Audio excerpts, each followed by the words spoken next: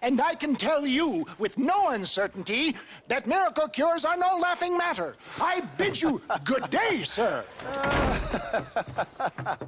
Oh, Mr. Marston, good to see you. How have you been keeping? I'm well, Mr. Mr. West Dickens. Nigel West Dickens of East Cheap, London, New Waverly, New York, and Armadillo, New Austin. At your service.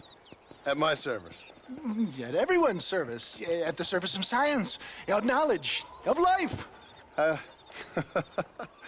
are your wounds? Much, much better. But then they would be. Would be? I know a cure for all ailments, Mr. Marston.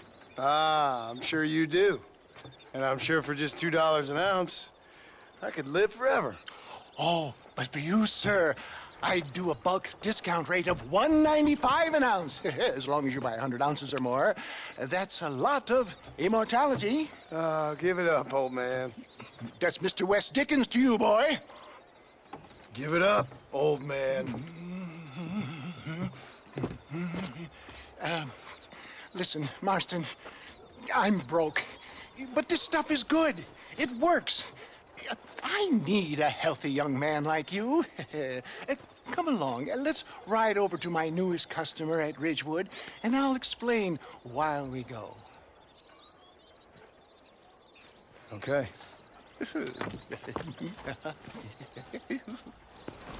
Head for Ridgewood Farm, John, and hurry. There are people there in dire need of my tonic.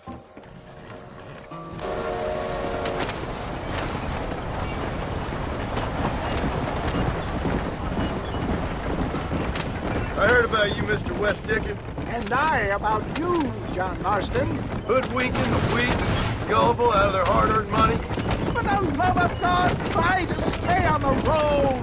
My dear boy, it is you who is gullible, if I may be so bold, for heeding such ill-informed scuttlebutt. You're as full of wind as a horse with the collar. I have been blessed with the gift of language, and for that I will not apologize. But the West Dickens elixirs speak for themselves. My thousands of happy customers attest to that. If my tonic is such a sham, how do you explain the fine metal in which you find me? Last time you saw me, I was knocking at death's door. You should thank the doctor for that. I reckon you were acting it up worse than it was. Act I can, John. A more convincing Othello there has never been. And so shall you, a fair Iago or Cassio make. I don't like the sound of this. Showmanship, John. The flourish, the bow. We are operating in a competitive marketplace. Our product must stand out. And how does this involve me? We're going to use your God-given talents to our advantage. I'm really starting to regret I'll drop this. you off at the outskirts of Ridgewood. That way, it won't look like we came together. Once I'm set up, saunter nonchalantly into the crowd that is sure to be forming. Eventually, I will call you up to try my tonic. After extolling the virtues, I will have you perform a few feats of wonder to amaze and impress the paying public. Such as? Oh, nothing out of the ordinary for a man in your line of work, I assure you. You hop out here, John. Follow me in on foot.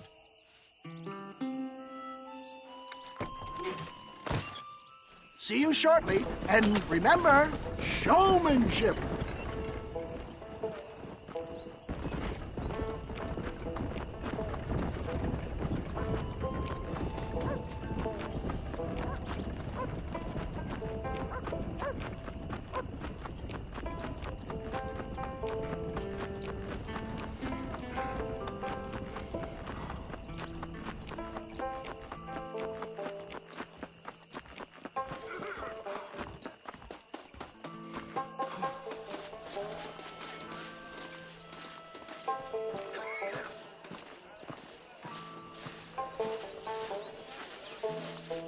Ladies, gentlemen, this right here is the result of years of medical research. Friends, hard-working souls of Cholla Springs, gather round, gather round. Do you suffer from rheumatism, lumbago, acute chronic sciatic, neurologic, or inflammatory pain? Well, I represent the only company that makes the genuine article that cures headaches, neuralgia, earache, toothaches, backache, swelling, sprains, sore chests, swelling of the throats, contracted cords and muscles, anxieties and ravaged nerves, stiff joints, wrenches, dislocations, cuts and bruises, and it adds vitality and vigor to the healthy man. But can you prove it, old man? Oh, I'm sure there's some customer here who could prove the qualities of it by taking a drink right now. You, sir, come up here. Step right up. That's the spirit. Ladies and gentlemen, pay close attention.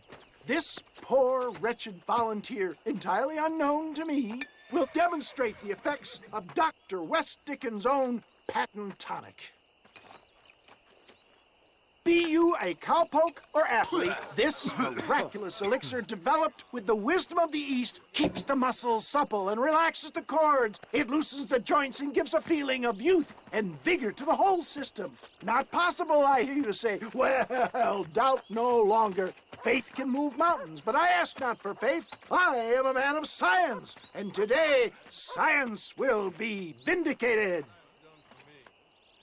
Your eyesight has greatly improved. Is that not so, friend? If you say so. That's right, it is. You heard him.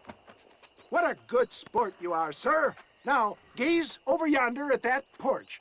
If you squint, you may just be able to make out the skull that's hanging there. Go ahead, friend. Shoot that skull and demonstrate the miraculous eyesight you now possess.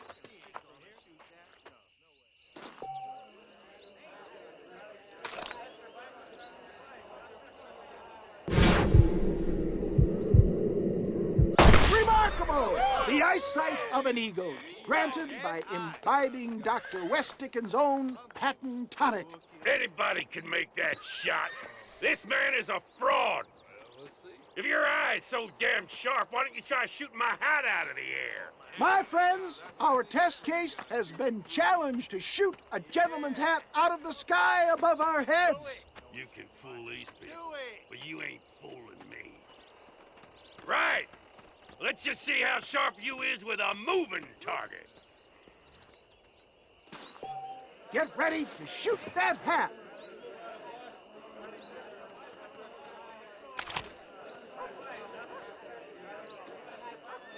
I thought we was here.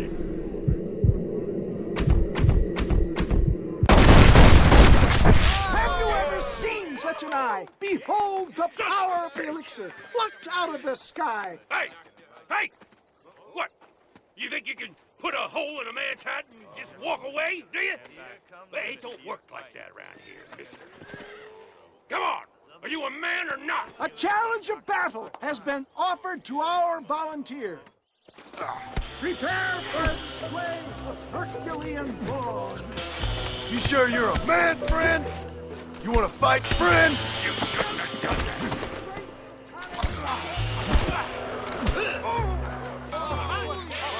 There it is, skeptics and dissenters, irrefutable proof. Do not let this opportunity pass you by.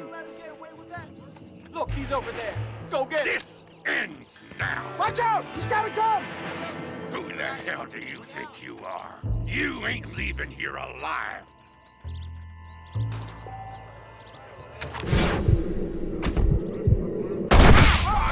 Marvelous shot, dear boy. The kind of deadly accuracy that can only be afforded by the West Dickens elixir. Come, I have plenty for all. You'll be fine. Get out of my way. Hey, where are you going? I want a bottle. Get me a bottle, please. One of them, right here. No harm in trying one bottle, I suppose. Well, I think that went kind of well, don't you? I'm just glad that my normal job involves either chasing after cattle or murderers. Not the likes of you, mister. Don't be like that.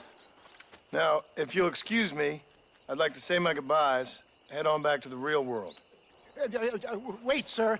I've been thinking about your predicament, and I think I may have an idea. I've been thinking I could be your cunning Odysseus. Beware of the Greeks bearing gifts, sir. Williamson had better beware. We will make them into Trojans. I don't rightly get you. I want you to go and see my old friend Seth. He can come across as a little curious, but I'm sure you two will get on. He's most often found at Coots Chapel. He's very devout. Why see him? Because between him and me, we can get those gates to open for you, and you can walk right in, just like in Homer's great Trojan yarn.